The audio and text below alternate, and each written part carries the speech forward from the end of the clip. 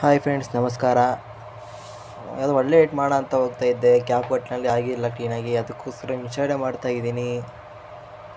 ಹೀಗೆಲ್ಲ ಏನೇನೋ ಮಾಡಿದೆ. ನೋಡ್ಕೊಳ್ಳಿ. ಇದನ್ನು ಬಾಯಲ್ಲಿ ಹಂಗೆ ಹೇಳಕ್ಕೆ ಬರಲ್ಲ, ನೀವೇ ಅಡ್ಜಸ್ಟ್ ಮಾಡ್ಕೊಳ್ಳಿ. ವಿಡಿಯೋ ಎಡಿಟ್ ಮಾಡಿದೆ, ಲಾಸ್ಟ್ ಒಂದು ರಿಸಲ್ಟ್ ತೋರಿಸ್ತೀನಿ, ನೋಡ್ಕೊಂಬಿಡಿ. ಈ ಥರ ಮಾಡ್ತೀನಿ ಎಡಿಟು ಅಂತ.